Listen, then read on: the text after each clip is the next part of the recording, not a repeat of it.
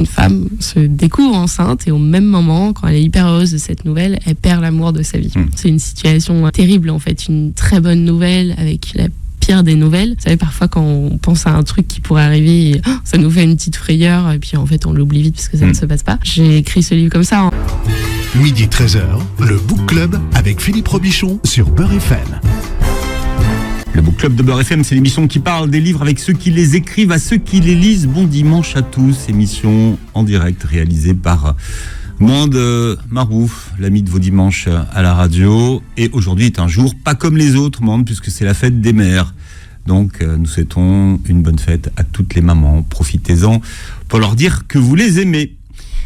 Émission en direct, un jour de fête des mères avec mon invité qui s'appelle Morgane Alves. Bonjour Morgane. Bonjour Philippe. Et bienvenue dans la vraie vie, vous êtes recruteuse.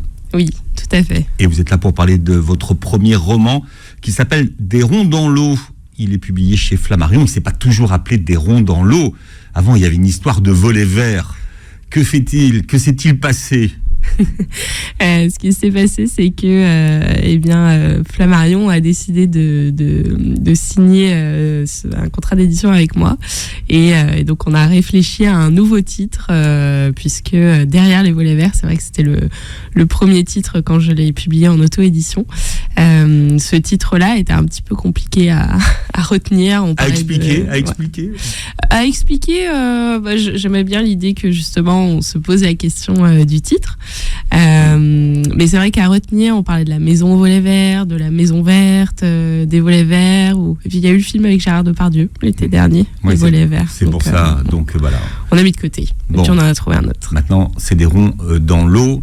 Alors moi, je me suis demandé à quoi le nouveau titre de votre livre faisait référence, mais ça, on le verra tout à l'heure. Les volets verts, c'est parce que votre héroïne, Joséphine, à un moment donné, choisit de faire de la transgression et de changer la couleur des volets d'une maison dont elle a hérité dans une ville où tous les volets sont bleus. Tout à fait. Bleu-gris. Oui, bleu. Un beau bleu marine quand c'est en Bretagne. Et c'est vrai que Joséphine transgresse un petit peu. Subitement, elle met des volets verts. Alors, ils sont vert-bleu, mais il y a son voisin tout de même qui lui fait remarquer qu'on n'est pas dans le Luberon, c'est pas l'île de Ré non plus. Hein. C'est pas l'île de Ré non plus, c'est la Bretagne. Alors, il y a une histoire dans votre livre, puisque, effectivement, est-ce que vous vouliez le faire publier au début, ce livre ? Alors, le faire publier, je sais pas, je pense que comme tout le monde qui écrit, j'imagine, il y a ce rêve qui est un petit peu lointain, qui relève de l'extraordinaire, où on se dit, si je tiens mon histoire, mon roman dans les mains un jour, pourquoi pas, mais ce roman-là, je l'ai écrit vraiment au fil de l'eau, sans me poser la question de ce que j'en ferais après. J'ai vraiment écrit, pour le coup, dans les transports en commun, pour mon plaisir personnel. C'est-à-dire dans les transports en commun ? Alors, dans mon ancien travail, j'avais un petit temps de trajet, matin et soir, et dans le Transilien, qui est assez calme quand on est sur le... Quand on est très très loin, en bout de ligne. C'est ça, exactement. Ouais, c'était un peu l'idée, il n'y a pas grand monde, c'est pas la ligne 13, et donc j'avais cette routine, et j'ai vraiment écrit, au moins la moitié du roman dans le Transilien parisien. Ah, c'est incroyable. Et alors, vous écrivez sur votre ordinateur portable, sur votre portable, votre téléphone portable ? Oui, c'est ça, sur mon téléphone portable, vous savez, il y a des petites applications de notes du téléphone. Je n'en ai même pas téléchargé une, vraiment ma prise de notes, où je mettais aussi les courses à faire, ce genre de choses. Et je l'ai écrit comme ça, hop. Et c'est vrai que je pense que le cerveau, au bout d'un moment, il comprend. Il y a un rituel qui se met en place, que quand je m'installais au bout d'un moment, parce que je suis quand même resté 4 ans et demi dans mon ancienne entreprise, je pense que le cerveau comprend que je m'assois sur le siège orange du Transilien, j'entends la voix de la dame qui dit prochain arrêt plus tôt, et ça y est. Et vous passez en mode alpha, et vous rentrez dans votre bulle et vous écrivez. Exactement, ouais. Il y a eu un côté comme ça, et c'est vraiment pour le plaisir, quoi. C'est le truc qui fait du bien. Pour que les gens qui nous écoutent imaginent, il y a 400 pages dans le roman. Bon, si ça se trouve, vous en avez dû en faire 600. Donc imaginez, écrit sur des petites notes sur le téléphone. Oui, j'en ai aussi écrit assise en tailleur à ma table basse le samedi matin. Voilà.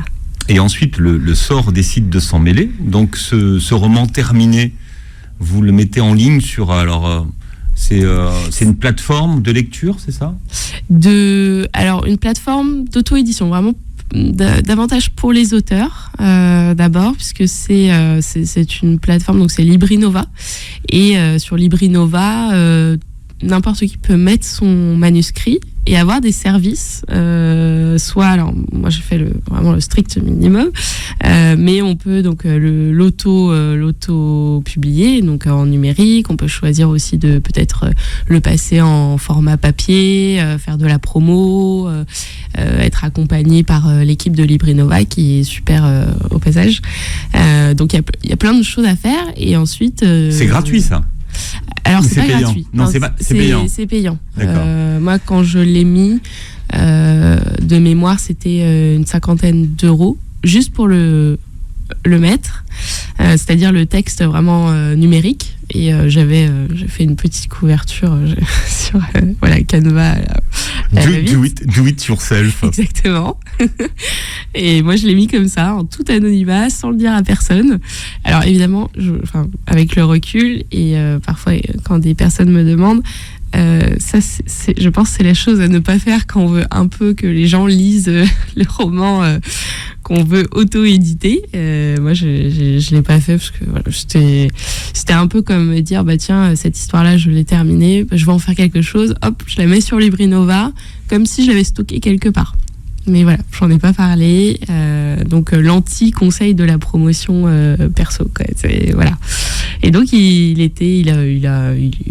a vécu sa petite vie sur Librinova. Je pense que j'en ai pas vendu un seul. Parce qu'après, donc les gens peuvent acheter tous les manuscrits. D'accord. Voilà, c'est ça qui est super, c'est que tout le monde peut poster son manuscrit. Et ensuite, même dire à ses proches, tiens, bah voilà, je l'ai mis là, et voilà, commencer à en vendre comme ça. Et c'est vrai qu'à l'heure actuelle, il y a pas mal d'auteurs qui ont été d'abord auto-publiés et qui ont commencé comme ça. Donc, et qui vendent beaucoup de livres aujourd'hui. Oui. Voilà. Oui, beaucoup. Les Bretonnes, là, elles en vendent un maximum. C'est pas faux. C'est vrai, toute l'école de Bretagne, ils vendent beaucoup de livres. Et ensuite, le sort s'en mêle, donc il est repéré, votre livre. Oui, il est repéré. Alors, ce que je ne savais pas, c'est que je participais automatiquement à un concours en postant mon manuscrit sur Librinova. Donc, ce concours, c'est le Prix des Étoiles. Et donc, je crois que c'est 3 mois à peu près après l'avoir mis sur la plateforme. Dans mes mails, j'ai reçu un message, c'était dans mes spams d'ailleurs, donc voilà, il faut toujours vérifier ses spams. J'ai vu que j'étais finaliste d'un concours, et effectivement c'était le Prix des Étoiles, parce qu'en fait tous les manuscrits qui sont postés sur l'année sur Librinova participent automatiquement au Prix des Étoiles, donc ça représente 1500 manuscrits à peu près, et donc là j'ai découvert que j'étais finaliste sans savoir que je participais, et déjà j'étais hyper contente, puisque il y avait une toute petite phrase sur mon manuscrit qui parlait de mon style, et j'étais hyper heureuse parce que j'en avais parlé à personne, et pour la première fois de ma vie j'avais un retour sur ce que j'écrivais, et en fait finalement j'ai gagné ce Prix des Étoiles. Bah, pour quelqu'un qui faisait de l'anti-promotion, vous voyez, ça peut aussi fonctionner.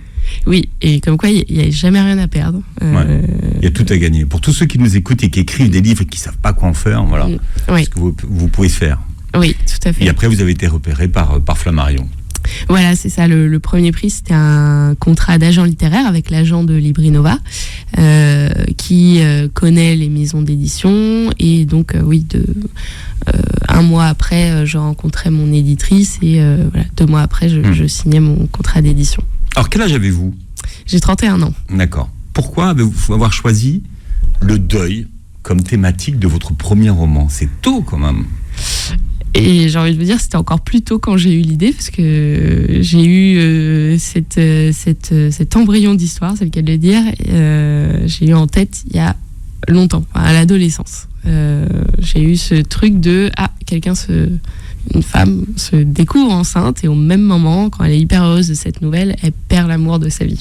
J'ai gardé ce truc-là pendant longtemps. Vous aviez déjà l'idée de départ. Voilà, j'avais l'idée de départ et un jour je me suis mise à écrire la suite en fait. Et c'est pour ça que je vous disais, j'ai écrit au fil de l'eau cette histoire juste pour le plaisir. Alors, faut l'accorde, le thème il n'est pas hyper joyeux, mais j'avais cette idée de départ et je l'ai tirée comme ça, donc j'ai pas choisi forcément le deuil. En fait, c'est un. Après, vous en avez fait un livre sur la résilience plus que sur le deuil. Oui. Mais on passe quand même, on fait l'ascenseur émotionnel quand on lit votre livre. Oui. On passe de la nuit au soleil, vous voyez. Ah bah c'est bien si on passe ensuite au soleil. Oui. Mais elle aussi, puisqu'en finalement c'est son histoire. Oui, je pense qu'en écrivant ce roman, à chaque fois je me disais, parce que je n'ai rien vécu de ce que vit Joséphine, mais j'ai été beaucoup à sa place. Je pense que c'est une situation terrible en fait, une très bonne nouvelle avec la pire des nouvelles. Ça peut arriver à n'importe qui, et vous savez, parfois quand on pense à un truc qui pourrait arriver, ça nous fait une petite frayeur et puis en fait on l'oublie vite parce que ça ne se passe pas. J'ai écrit ce livre comme ça à chaque fois en m'imaginant à la place de Joséphine, et donc j'imagine que voilà, je sais pas si, personne ne sait comment il réagit dans ces situations-là, mais c'est aussi la voie vers laquelle je pense qu'on aimerait aller si ça se passe comme ça dans la vie. Qu'est-ce que ça aurait changé s'il était parti sans revenir, mais qu'il n'était pas mort ? Ah, ça aurait changé, je pense, le roman, parce que je pense que leur rapport homme-femme aurait été différent en fait dans le livre. Moi, ce que je voulais raconter, c'était cet amour-là qui est évident, alors qu'ils sont pourtant assez différents, Joséphine et Vincent, donc Joséphine et son mari. Pour moi, ça change beaucoup de choses. S'il la quitte, là, on passe dans... C'est comme au début, je pensais qu'il l'avait quittée. Oui, c'était fait pour. Ah d'accord, donc je me suis fait avoir. Oui, c'était un travail de. Je me suis dit, alors je savais pas avec qui il était parti, mais puisque l'idée c'est qu'en fait il part en week-end, il part en week-end et il revient pas. Oui, c'est ça. Ça, on en est certain en fait. Oui. Mais on peut imaginer beaucoup de possibilités. Oui, c'était l'idée. C'était l'idée de, et c'est aussi une partie des réactions de Joséphine en fait. C'est de se dire, si je n'y pense pas, ce n'est pas arrivé. Elle est dans une sorte de déni. Donc c'est la première phase du deuil. Elle est dans le déni. Il va revenir. Voilà, c'est ça. Il va m'appeler. Voilà, elle lui en veut presque en fait, et puis après il y a l'histoire avec sa grossesse aussi. Et elle est dans ce truc de se dire, c'est tellement pas possible que ça va revenir comme avant. Elle regarde souvent la porte d'entrée, elle est persuadée qu'elle va finir par s'ouvrir cette porte d'entrée, et donc elle est dans un immobilisme dans son appartement. Elle ne veut rien toucher, pas bouger les choses, pour faire comme une mise sur pause de sa vie en fait. Elle laisse ses affaires à lui, enfin voilà, dans la salle de bain. Oui, c'est ça. Elle veut pas, elle ne veut pas se dire que le temps avance, et pourtant il y a justement quelque chose qui lui rappelle que le temps avance, et c'est ce qu'elle a au fond d'elle. Alors il y a un personnage très important de votre livre, c'est la Bretagne. Oui.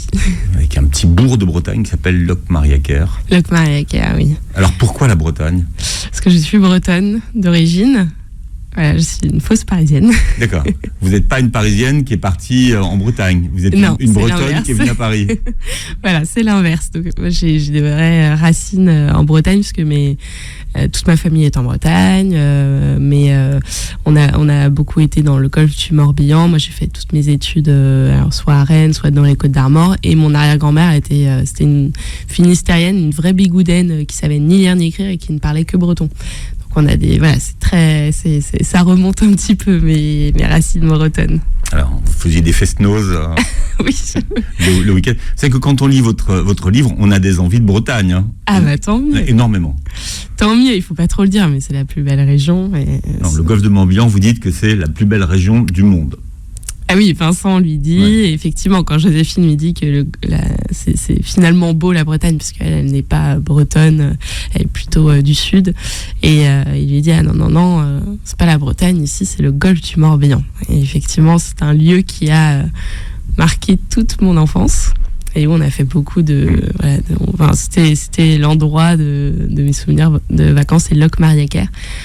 Précisément, c'est aussi une sonorité qui est très bretonne et qui, moi, m'a aussi beaucoup marqué. Et quand j'ai commencé à écrire ce roman, je trouvais que ça faisait une jolie poésie dans la voix. Voilà, c'est le book club d'un premier roman, le premier roman de Morgane Alves, qui est notre invité, qui publie Des ronds dans l'eau aux éditions Flammarion. Alors, on va écouter une première chanson. C'est pas la Bretagne. Non, c'est le nord de la France. Alors, je sais pas pourquoi vous avez vous laissé tourner en boucle cette chanson dans votre roman. D'abord, c'est un chef-d'œuvre. Ah, vous aimez. Ah oui, cette chanson, c'est peut-être la plus belle chanson d'Alain Souchon, je trouve. Moi, c'est ma préférée, en tout cas. En tout cas, au niveau du texte, c'est magnifique.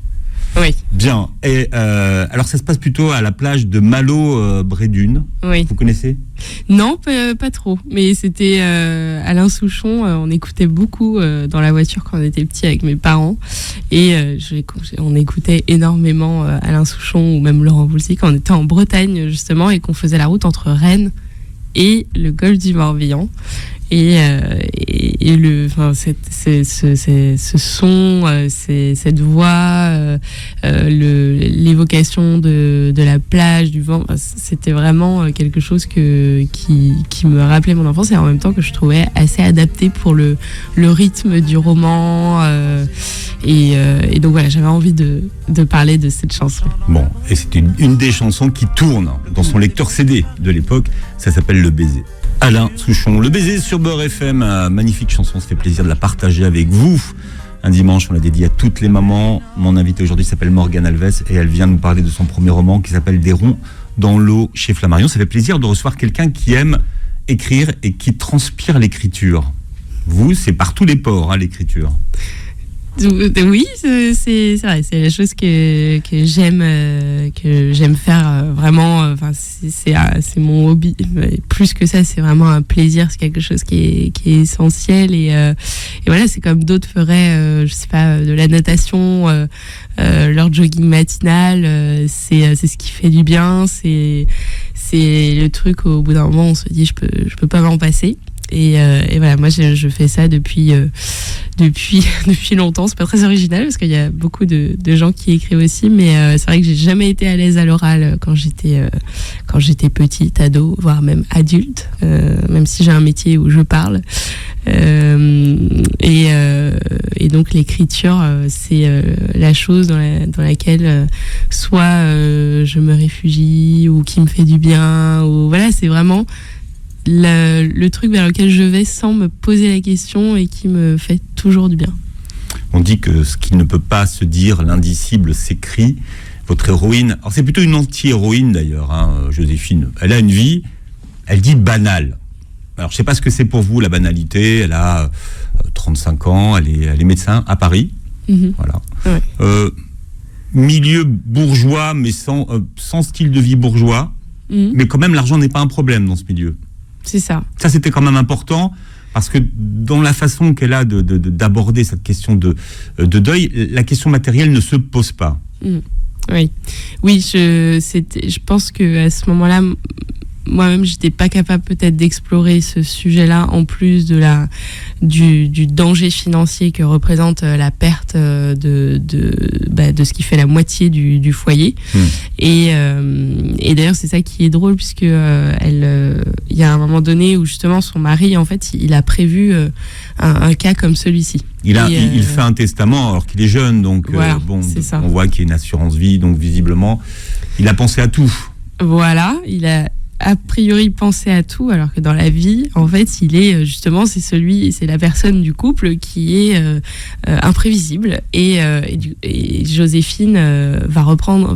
dans sa tête plutôt, elle va reprendre sa belle-mère quand celle-ci lui annonce que Vincent a fait un testament et qu'elle dit effectivement Vincent décidément il pensait à tout, et Joséphine se dit bah non, c'était vraiment pas lui. Vincent c'était celui qui pouvait partir à un moment ou à un autre, faire une balade, voyager, qui n'ait pas des factures qui arrivaient, voilà, et qui avait ce petit on va dire ce côté je prends ce qui arrive, alors que Joséphine et elle peut-être un peu moins casanière, on va dire. Voilà. Elle est casanière. Et vous dites qu'il lui a appris l'imprévu, en fait. Ouais, c'est ça. Et finalement, parfois, dans la vie, vous croyez que vous êtes sur une autoroute jusqu'au jour où vous quittez l'autoroute. Oui, exactement. C'est ce qui se passe pour elle qui aime que les choses soient bien cadrées. Elle se retrouve avec le plus gros imprévu de sa vie, et elle se dit même en fait Vincent aurait su gérer ce type de situation, alors qu'elle elle est complètement dépassée par tous ces chamboulements dans tous les sens au même moment. C'est ça, c'est le livre tourne autour de ce timing, ce coup du sort vraiment terrible. L'énorme bonheur, plus l'énorme tristesse. Et puis il y a aussi les mots pour exprimer sa tristesse. Parce que finalement, tout son entourage qui est là et qui est quand même, je vais mettre des guillemets, bienveillant, pour utiliser un mot valise que tout le monde utilise, mais elle est entourée de gens bienveillants qui veulent l'aider. Et elle, finalement, elle a du mal à exprimer sa tristesse avec eux. Comme si elle n'avait pas le droit d'être triste, et comme si dans la société aujourd'hui, on n'avait pas le droit de dire qu'on était triste et malheureux. Elle s'interroge beaucoup, parce qu'elle a une forme de colère, puis oui, elle s'interroge en fait sur tout ce qui se passe tout le temps, et elle qui s'enferme à un moment donné pour justement ne pas penser à ce qui lui arrive. Les autres viennent toquer à sa porte et veulent rentrer dans son monde, le monde qu'elle essaye de fermer à tout prix pour ne pas penser à ce qui est à l'extérieur. Et c'est cette tristesse-là en fait qui s'exprime, qu'elle ne sait pas comment exprimer, puisque quand il y a le pire qui arrive, comment ça peut s'exprimer, et c'est vrai que l'entourage la force à sortir, puis à un moment donné de réfléchir à des choses qui sont autres que sa tristesse, et elle veut pas y penser en fait, elle préférait rester complètement immobile, et tout ce qu'il y a autour, c'est pour lui faire penser à la maison, à l'appartement, qu'est-ce qu'on en fait, à la vie d'après, la grossesse, voilà, à la vie d'après. Et elle veut pas penser, dans la première étape de ce deuil, elle refuse de penser à cette vie d'après. Elle y refuse, surtout parce que ça amène deux énormes changements. Vincent qui n'est plus là, et possiblement un bébé qui est là. Et elle se dit, mais comment on fait pour changer, pour inverser le cours des choses, et rendre, entre guillemets, cette bonne nouvelle pour rattraper Vincent à tout prix. Et voilà, elle s'en sort pas en fait. Elle tourne en boucle, elle rumine sa tristesse, sa colère, son désarroi. Et il y a deux questions donc centrales qui vont se poser dans le livre, c'est garder l'enfant et garder la maison, ou pas. Et en fait, tous les personnages qui l'entourent ont un avis. Tout le monde a des avis d'ailleurs. Je pense que c'est ce qui fait aussi que parfois, dans la vie, quand on est dans le flou total, il y a des avis qui arrivent qu'on n'aurait pas demandé, qu'on ne veut pas entendre. Et là, surtout dans la situation de Joséphine, ce bébé qui arrive au moment où en fait elle a été très très heureuse pendant 48 heures, quand elle a appris la nouvelle. En fait, ces 48 heures, c'était le moment de Vincent qui n'était pas là, en fait, qui était en week-end. Pendant 48 heures seulement, elle en a été immensément heureuse de se découvrir enceinte. Et ensuite, voilà, Vincent ne rentrera pas, mais elle a déjà eu le temps en fait de se faire tout un monde de cette future vie à trois. Et donc elle a déjà imaginé beaucoup de choses, alors que là, Vincent ne sera plus là.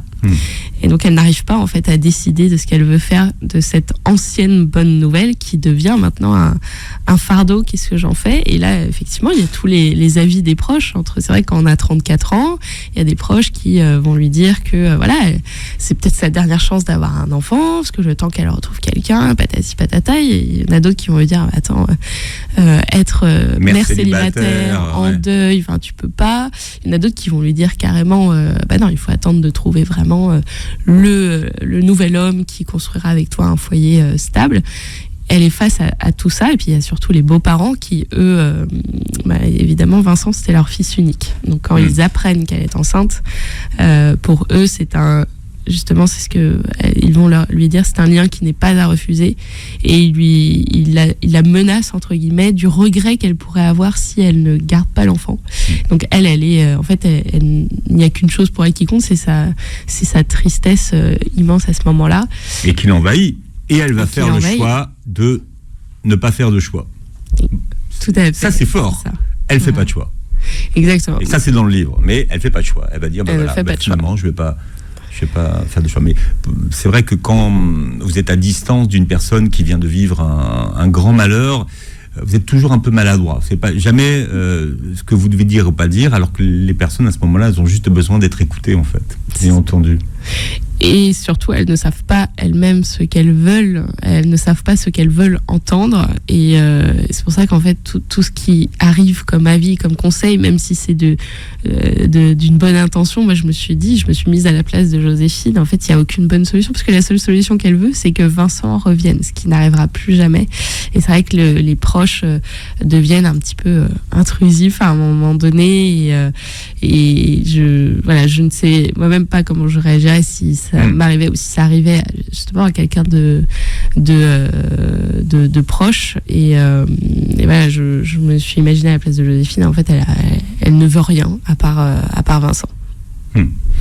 Et puis il faut du temps, faire son deuil, ça prend du temps. Avec un premier roman qui est un des romans de cet été, Morgane Alves est notre invitée. Son premier roman s'appelle Des ronds dans l'eau, aux éditions Flammarion. Et vous aimez beaucoup les intérieurs, vous aimez beaucoup les repas en famille, les odeurs. C'est important le monde de l'intérieur pour vous, l'intérieur des maisons? Je pense que c'est effectivement les endroits où on peut aussi vivre beaucoup de choses. Et personnellement, j'en vis beaucoup. Je suis très casanière aussi. Je pense que voilà, même si. C'est pour ça que vous dites il se passe rien, mais il se passe des choses du quotidien. Vous aimez les odeurs de pain grillé, les gâteaux ratés. C'est vrai. Vous n'aimez pas les huîtres, mais bon, ça, c'est autre chose. Pour une Bretonne. Moi, j'adore les huîtres. Ah bon, c'est Joséphine qui découvre les huîtres à ce moment-là. Mais... Et le risotto palourde. Et après, les gens vont avoir des envies de Bretagne, moi je vous dis. Oui, justement, j'espère avoir donné une belle image de la Bretagne, et avec toutes les bonnes choses qu'on a à manger en Bretagne. En plus, c'est bientôt l'heure du repas, donc du repas dominical. Donc oui, j'aime faire beaucoup de choses, en tout cas en intérieur. J'ai aucun problème à m'occuper en intérieur.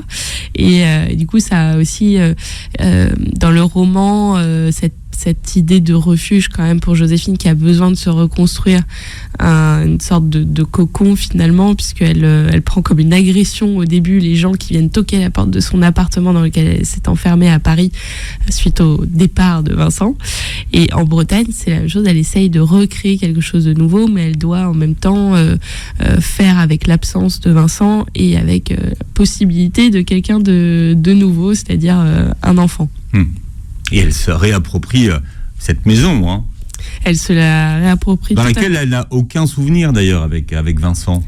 Elle n'a aucun souvenir, parce que justement, il l'avait finalement convaincue de la rénover, cette maison, mais ils étaient encore dans les travaux, et justement, ça l'a paniqué un peu de voir tout ce que lui était capable d'imaginer pour cette maison, alors qu'elle, capacité de projection absolument nulle. Et donc, ce chantier, ces rénovations dans une maison qui, pour elle, sentait le moisi, et voilà, tout ce qui est vieux. Et donc, au début, c'est compliqué pour elle. Vincent va un petit peu la convaincre, il va la séduire avec la Bretagne, le col du Morbihan et cette maison. Mais c'est vrai qu'au début, quand elle arrive dedans... C'est la maison du grand-père, en fait. Ouais. Et c'est le grand-père, grâce au grand-père, qu'ils se rencontrent. d'ailleurs, tous les deux. Exactement. Mais voilà, c'est cette maison qui continue, c'est la colonne vertébrale. Oui, c'est ce qui va la rapprocher, et en même temps, elle se dit, quand elle part pour la Bretagne, elle se dit qu'elle ne sait pas comment elle va réagir, parce que elle va y retrouver un bout de Vincent, elle en est certaine, et en même temps, est-ce qu'elle va pas être encore plus triste de retrouver cette maison sans Vincent dedans, qui en faisait l'âme, en fait, en la rénovant et en lui en ayant parlé pendant des heures et des heures de tous ses souvenirs. Deuxième titre qu'on va écouter dans cette émission DJ Mohand. Alors c'est une chanson de Serge Gainsbourg qui est devenue un tube avec le temps. C'est devenu un classique. C'est Je suis venu te dire que je m'en vais. C'est une chanson que Vincent aime chanter, lui, en boucle. Et pourtant, il est parti sans lui dire au revoir. Et c'est ça, toute la complexité, c'est de savoir comment faire le deuil de quelqu'un à qui on n'a pas dit au revoir, finalement. Exactement, elle va finir par se demander si cette chanson, justement, elle résonne pas quelque part à la place de Vincent, alors qu'il n'est pas là. Mais cette chanson qu'il chantonne tout le temps, parce qu'il l'adore, il adore les sons, la mélodie, il aime tout de cette chanson, et il aime Serge Gainsbourg, et elle se dit au bout d'un moment, mais est-ce que c'est finalement, il voulait me dire quelque chose avec cette chanson, parce qu'elle est un peu terrible aussi, dans les paroles, dans les sanglots qu'on entend, et elle, en fait, et qui ne pourront pas changer la donne en plus. Voilà, qui n'ont aucune action. Mais elle se dit, mais à la limite, je préfère qu'il revienne et qu'il me le dise. Tant pis, si c'est juste une minute, il revient, il me dit au revoir et puis il repart. Ok, je veux aussi, s'il vous plaît, juste donnez-moi ça, et voilà. Mais non, en fait, il va pas revenir. Je suis venu te dire que je m'en vais sur Beurre FM. C'est pas gay, hein. Je suis venu te dire que je m'en vais de Serge Gainsbourg. C'est pas gay, mais c'est tellement poétique. Cette mélodie, elle est tellement belle que voilà. Il y a un côté. C'est comme quand on subit une rupture et qu'on a envie d'écouter que de la musique triste. Ouais, c'est un peu l'idée, je pense. Et voilà, on est dans cet état d'esprit-là. Bon, de toute façon, même les chansons qui ont le mieux marché des grands groupes de rock ou des grands groupes de hard rock, ce sont des chansons tristes. Toujours, ouais. C'est ça. Il y a un côté, je pense, l'être humain a besoin de sa mélancolie. Alors, on aurait pu écouter Françoise Hardy, Des ronds dans l'eau. C'est des paroles de Pierre Barou. Mais on n'a pas le temps. Non, on n'a pas le temps. Bon. Alors, pourquoi, justement, quel rapport avec les ronds dans l'eau ? Alors, pas de rapport avec la chanson, justement. Donc, voilà. Je ne la connaissais pas, pour être honnête. Ouais. Je ne la connaissais pas. Maintenant, vous la connaissez ? Maintenant, je la connais. Ouais. Ça va mieux. c'est mieux quand même. Oui, c'est un tube des années 60. Oui, honnêtement, je n'avais jamais écouté. Et alors, Des ronds dans l'eau, il y a eu ce premier titre, Derrière les volets verts, qu'on a mis de côté. Et quand on a commencé à chercher un nouveau titre, moi j'ai toujours une liste un petit peu dans mon appli de notes là sur mon téléphone. J'ai toujours soit des mots que j'aime bien, des phrases que j'aime bien. Bon, c'est vous gardez tout comme ça ? Oui, parce que là, par exemple, j'ai changé de téléphone. Je me suis tout envoyé par mail, les trucs, mais sans queue ni tête, hein, mais je les envoie quand même parce que on sait jamais. Peut-être que à un moment donné, le mot crevette va donner lieu à un nouveau roman. Non, je rigole. Non, mais vous avez raison. Tout se recycle, c'est la base. Exactement. Il faut le trouver au bon moment. On va vous demander d'ouvrir votre tiroir au bon moment. Voilà. Mais parfois, il suffit d'un mot et ça me donne une phrase. Donc là, sur le titre, j'avais mis une liste comme ça, et puis on a commencé à revoir ça, cette liste. Et là, mon éditrice voit Des ronds dans l'eau. Et elle me dit que voilà, ce titre-là, elle le sent, c'est celui-là. Et Des ronds dans l'eau, en fait, c'est alors dans ma famille, on est très bateau. Bateau, alors soit moteur, ou mon mari fait de la voile depuis longtemps. Et quand il part en régate, en fait, quand ils disent faire des ronds dans l'eau, c'est on est quand même sur une mer calme, il y a un petit vent, on sait pas trop ce qui va arriver, mais voilà, on fait des ronds dans l'eau. Et je trouvais que c'était un bon lien aussi avec l'histoire de Joséphine finalement, parce que elle est proche de la mer. Est-ce qu'elle est en train de faire des ronds sur sa vie?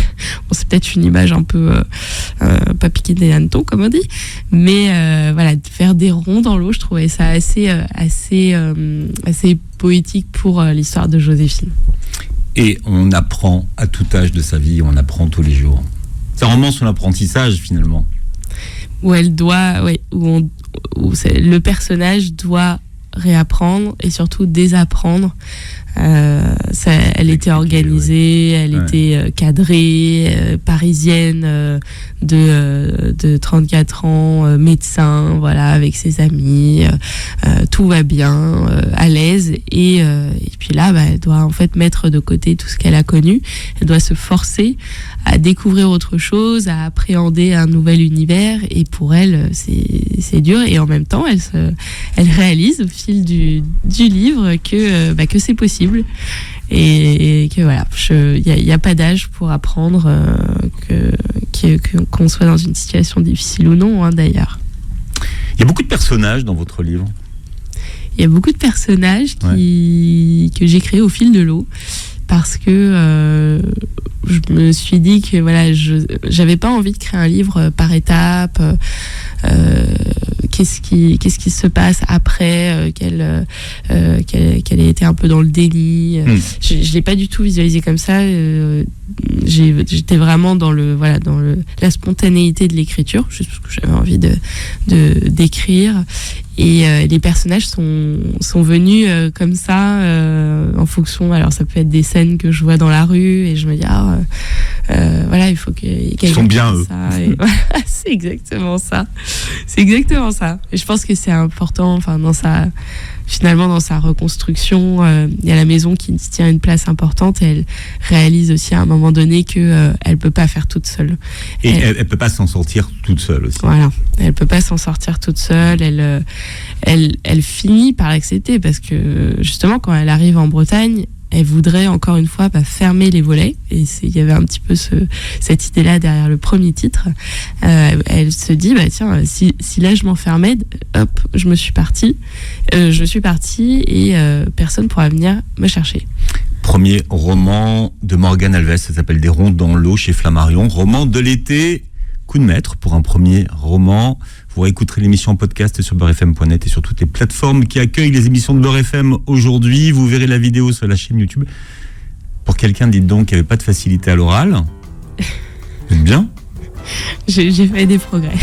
Merci d'avoir partagé votre livre avec nous. Merci pour ce bon moment. Bonne fête à toutes les mamans et très bon dimanche sur Beurre FM.